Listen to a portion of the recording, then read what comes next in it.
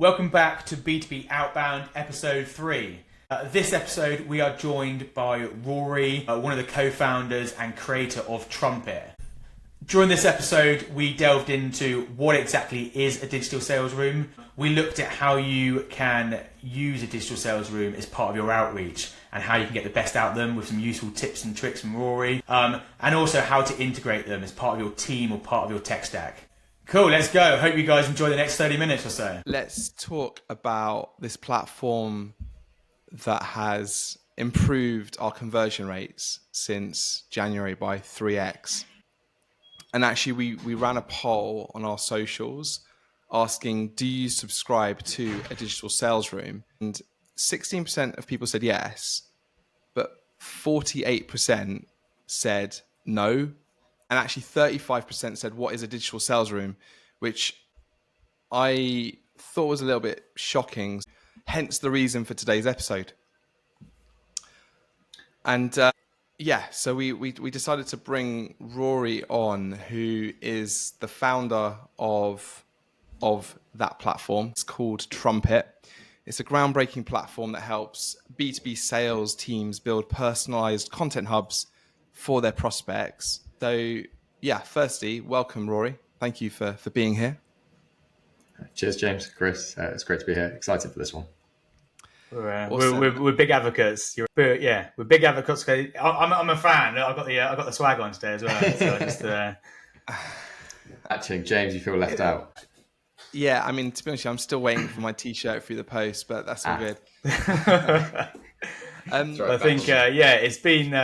Like James said, given that our audience are, sales, AEs, marketing, RevOps, a lot of people still don't use the word or understand digital sales rooms, content hubs, whatever you want to call them. It'd be good, Rory, to kick off. What is Trumpet? What is a digital sales room?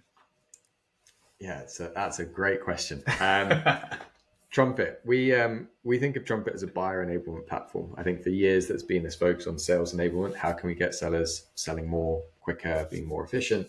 And it's come at the cost of the buying journey. You can look at all the Gartner stats, you can look at everything on LinkedIn, and you will see time and time again that it's just very hard being a buyer. So we built Trumpet to centralize the buying journey from pitch right through to renewal with this concept of a digital sales room. We actually like to think of them more as a collaborative workspace to centralize that full customer journey. So a hub is a great term for it. Portal, workspace, we call them pods.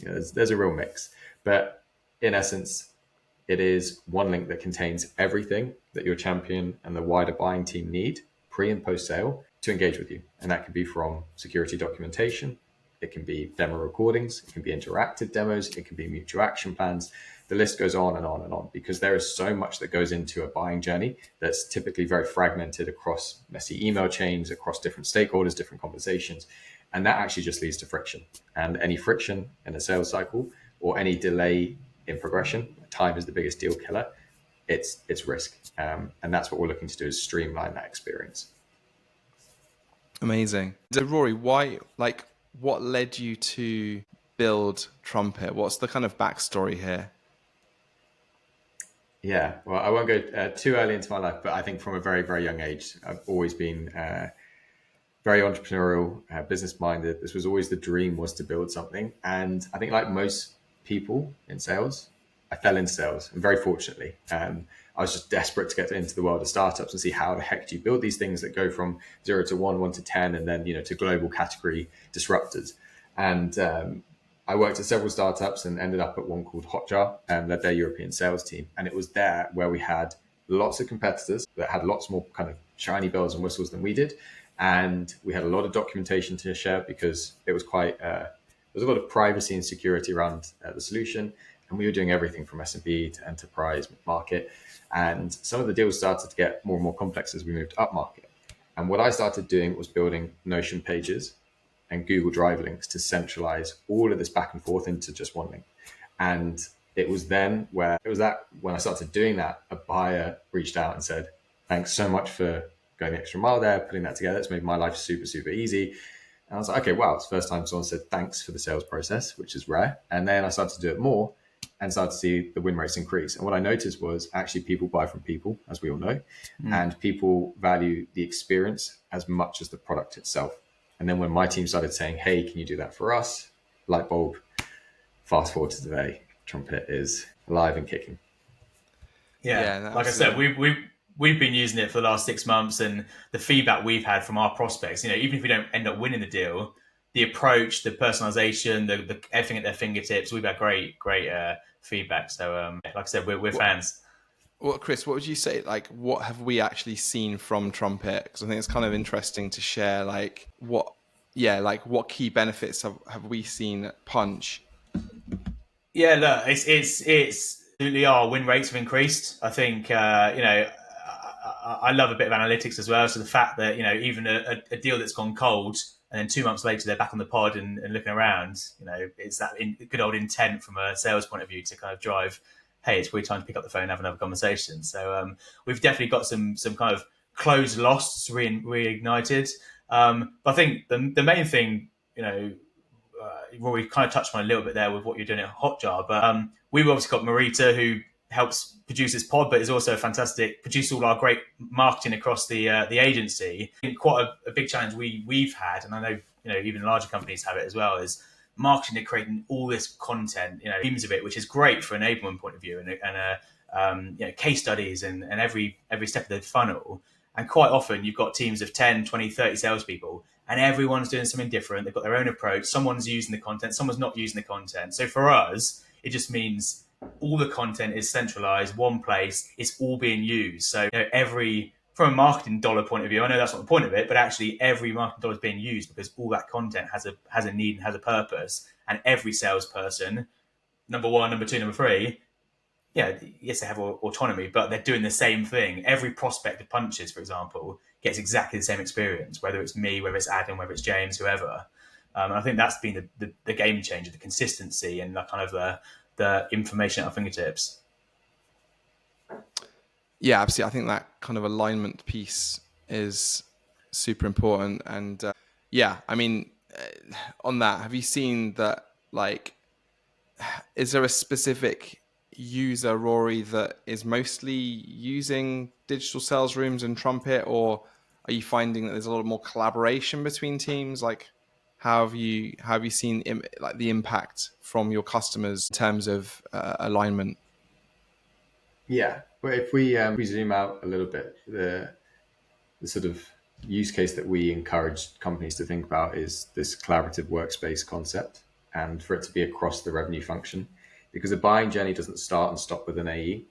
Post discovery through to contract signature, the buying journey starts when they're looking at your G2 and they're looking at their website. They're starting to explore the space, and a lot of it is done, without the seller, and then they engage with the SDR, and then they go through the AE, and there's a solutions engineer and consultant involved, and then they get handed over to CS for onboarding. There's account managers. There's a lot of people, a lot of stakeholders involved, both externally, as we all know, 11 to 14, I think, is the average in a buying committee, but internally as well. So I guess to answer your question, like who uses Trumpet, it's a real mix. And I think that's the beauty of something like this is for companies, if you've got friction at any point in the journey, you can start to deliver, a kind of standout buying journey. And whilst you're increasing that external engagement and collaboration, you're actually doing it internally. I think you'll both appreciate that one of the most common areas of friction is the handover from sales to CS. Yeah. I think 1 in 4 deals actually fall through during that time because onboarding takes too long and things have gone wrong and things were miscommunicated. Sales didn't, they promised the world and it wasn't quite delivered. And all these kinds of things is common noise that we hear. So the ability to continue the conversation and involve CS early on and make it seamless, again, everything through one link, it's kind of a no-brainer. And the common thing that we hear is like, why were we not doing this before? Or like, why did this not already exist? It's which is pretty reassuring because it just instantly clicks with people. Yeah, definitely. I heard actually the other day that within the first 48 hours of winning a new client, that first impression within those first 48 hours from the client basically determines within their head as to whether they're going to work with you for a long period of time or not. So they literally, within that first 48 hours, if the experience is bad, then they're less likely to want to work with you long term. Whereas if the experience is good, then they see this could be a long-term partnership. So yeah, you're right. Like in terms of one of the benefits that we've seen from using a digital sales room has been improving the quality of handover from sales into customer success and making sure that kind of like action plan is continued through, that the customer gets like a really positive first 48 hours. What have there been any like, so with Trumpet, have you seen any like really specifically interesting or cool use cases? Is there anything that stands out, like someone's used this in a really different way from everyone else? I suppose also for us to learn as well. We might want to use it at Punch. Yeah, there's definitely some wider use cases that we'd always envisioned, but we didn't think would come this early because, as you're an early company, you focus on your core use cases, your core kind of user set. And so there was things emerging like partner enablement. So creating partner packs for channel partners and things like that, which is very, very popular in the world of SaaS. There is also internal onboarding. So being able to use these workspaces to say to a candidate who's just joined the company or a new colleague, here's what we do. Here's some of our clients. Here's some demo recordings that you can start to digest, these things. And we use Trumpet internally for that. Again, it wasn't something we marketed or wanted to push out there into the world, but we started hearing people using it for that. And that was awesome. And that was always part of our kind of longer term vision, is to be able to take, I guess, in its raw form, these microsites that people are able to build and use it to collaborate with any external conversation, but then also start to think about it internally as well. And then also, we've seen some companies use it to enable them at events. So they'll use it for pre-event promotion. Then at the event, like I'll show you right now. How do I change my background on my phone? There we go.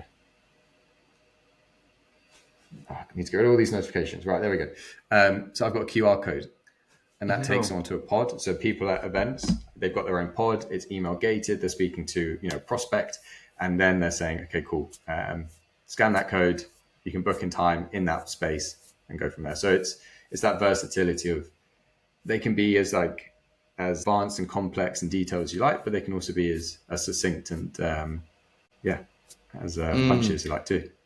I think one of the cool use cases we've seen and we've been using a lot is setting the right expectations. So having a step by step, which I think is something salespeople don't do enough of. This is what's going to happen. This is what the onboarding journey looks like. This is what the sales enablement journey looks like. This is what sales acceleration looks like. And being really clear, we've been making a big note of, we're now going to, in 2 weeks, we need to introduce you to the team, or next week we need a feedback on this. And that's kind of clear, almost like holding the prospect accountable for the next steps, and kind of a mutual action plan. I think you guys called it on the pod. So that's been really, really good for us. And we've actually seen clients going back into it, checking it a week later, ticking things off. Where am I? Oh, I've got to do that next. And it's again, holds them accountable. And you at this stage, they're still a prospect. You haven't even won them yet, but they're kind of ticking things off themselves, going through their almost self-qualifying themselves to buy.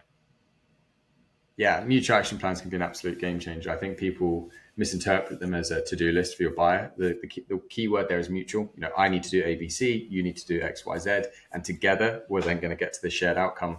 And people also think that the end date and goal of a mutual action plan is contract signed. It's not. It's what is your prospect trying to achieve? Like, when is that go live date? When are you going to start getting value? And then the other side of it is putting it all on the champion's shoulders.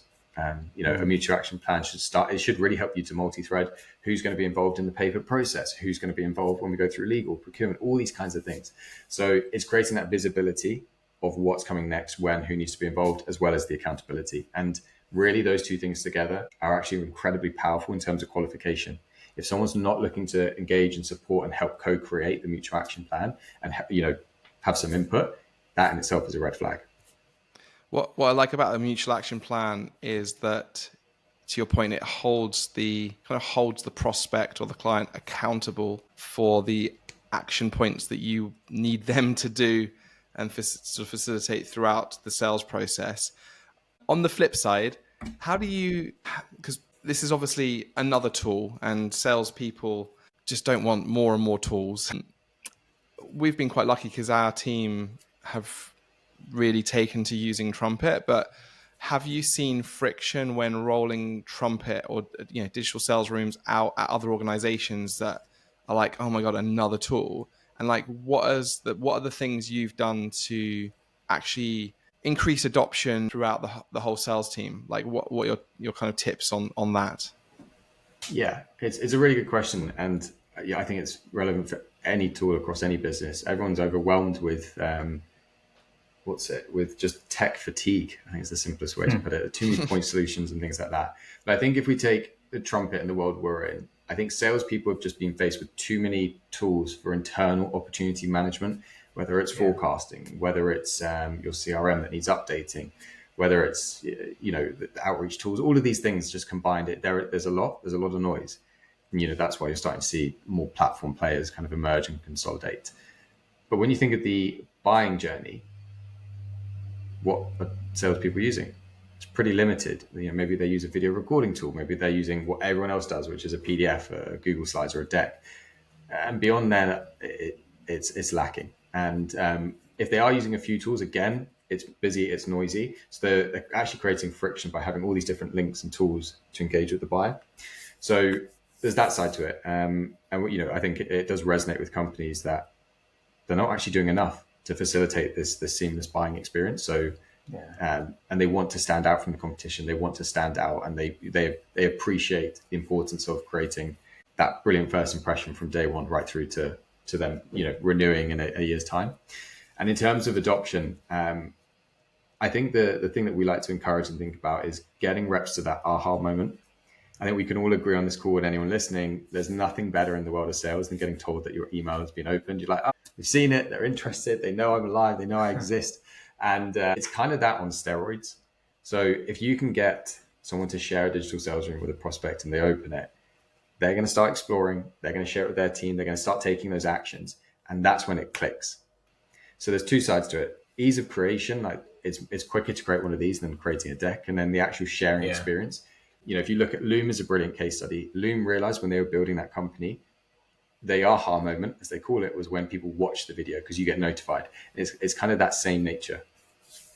Yeah, and I think just touch on that first point of yours as well. I think there's a report I read a while back. I think it's HighSpot or someone I think like they said like 66% of sales reps are spending their time on non-selling tasks, sending out emails, doing research, trying to find content or case studies or building decks. So actually, one of the values is it reduces the time for them to have to do that, which means as a sales leader, more of my team are on the phones doing the things they should be doing, opposed to kind of non-sales related tasks. So obviously the value is there. It's just sometimes proving that out, and like you said, adoption is always a hard one with any new tech. Yeah, exactly. I think there's an element of FOMO too. If you start seeing your colleague using a tool, and then they're getting better engagement, they're closing more deals, they're getting great buyer feedback, it all basically makes you go, what are they doing that I'm not? And I think that's quite common in most organizations. Are there any like specific data points or metrics that you would recommend users of a digital sales room to analyze so that they can quickly understand what impact a digital sales room is having on their organization? 100%. I think there's a couple of different layers to this. So the first is, what is the day one impact? And I could break that up into three key points. One is multi-threading. A digital sales room can automatically multi-thread an account, because if we think of the status quo, I send you a deck, Chris, you forward it to James, I instantly lose the visibility of who you're sharing it with. That doesn't happen with a digital sales room. You're getting that enriched data of who's opening it when and things like that. So I think HubSpot, don't quote me on this, I think HubSpot said about 70% of deals are single threaded. If you're single threaded, there's a 5% chance that deal is going to close. As soon as you go to multi-threaded, roughly sort of 4 or 5 stakeholders involved, you're looking at like a 35% chance, which is 7x increase. So just being multi-threaded is non-negotiable, like an absolute no-brainer. And that's instantly what a deal room can help you do. So it de-risks that. The second one is engagement. Engagement, if you look at Ebster and Pavilion, they did a great report on this. Engagement is the key indicator of, is there intent? Is there momentum? Is this deal going to progress? And if you think of engagement, what do we rely on? LinkedIn messages, emails, calls, meetings, demos. But what happens in between those? So we call that the asynchronous journey. What are your buyers doing when you're not in the room? How are they selling your solution when you're not there? And that's what you're enabling whilst getting this level of engagement. So you can start to have better conversations with the right people at the right time, work on the right deals, prioritize them correctly. The third, a little bit more soft, but it's incredibly important, harder to quantify, is a better buying journey is a competitive differentiator. All your competitors are going to be sending PDFs, selling 6-7-figure software contracts or agreements, and you're doing what they're doing. How do you stand out? This can be a really personalized way of doing that. So those three, I would say, are like immediate impact. And then what does this collectively do? It impacts your sales velocity. And when you think of sales velocity, there's 4 metrics: the ACV, the average time to close, the average win rate, and the number of opportunities that a rep is working on. The 2 that I would say where something like this can have the biggest impact are reducing the time to close and improving the win rate. You're increasing confidence. You're making it easy for your buyers to buy. You're getting to yes or no quicker. Ultimately, you can then work on more opportunities. It's a domino effect. And that's just taking the sales use case. For CS, it's reducing the time to onboard and things like that. So high level, those are what I'd be looking at in my CRM. I think you've got some also some pretty impressive stats on the blogs and case studies as well from various companies. So obviously it speaks for itself, I guess. But yeah, we've seen probably the biggest thing, like I said, here at Punch is the engagement and the effect of. I think we've always sent across a few clients referred across that they loved our approach. They loved the way we did it. They want to implement it in their own business because it's that kind of user experience, that kind of wow factor. Yeah, and it's great. It's great to hear that, and I'm glad you guys are continuing to love it. But what other merch, Rory? What other merch do you guys have? Because Chris, he's got the T-shirt. I'm after a cap and I'm joking. He wants the boxer shorts. He wants the socks. What else you got? What else? We've got hoodies. We've got socks. We've got flower bombs. We've got bottles. We've got trumpets. We've got. All right, that's that. We take the trumpet. Yeah. Why, Rory? Why is it called Trumpet? Where did that come from? It's really funny. I think in the earliest days of building a company, it's like one of the bits that's the most exciting, but also people spend too much time on is like the company name, and they get stuck and they're trying to find what domains are available. And for us, we thought about we started kind of from the other side of it is what are we trying to achieve? What are we helping companies do here? And it was stand out from the crowd. That's what our big focal point was. And we started saying, well, how do you stand out from the crowd? You make noise. How do you make noise? Instruments. And one of the first that we went to randomly was Trumpet. And we kind of all looked at each other, myself, Nick and Andrew, and it just clicked a bit. And then we went through all the other instruments out there, trombone and all these things. And that was it. We were like, okay, there's something here. All of us had that gut feeling. It's been incredibly important. We wanted to bring a kind of B2C or D2C brand to the world of B2B. And, it was important that our brand also stood out and we were helping companies stand out. So it's, we were fortunate we didn't spend too long on it. I mean, the xylophone didn't quite make it. So what's the future for Trumpet? Like what ideas or trends, or how are you seeing digital sales rooms evolving, and what does Trumpet look like in 5 years' time? Yeah, it's an interesting one. So where will Trumpet be? What is the future for us? We built Trumpet not just to be a space to share content and have some chat and back and forth. We've always focused on true revenue intelligence across the revenue function. I come from the world of Hotjar, which is heat maps for websites. It tells you where people are spending time, where they're not, so you can continue to build a better website or better checkout flow. And then I started looking at what I was doing manually with Notion, and as mentioned earlier, and I was thinking, well, how could I kind of tie these two together? How can we help companies build a better buying journey? Because you can't do that. You don't know what people think of your deck. You know what time they've spent viewing each page, but you don't know sentiment. You don't know interactions and engagement and all this amazing data we're seeing in so many other tools out there.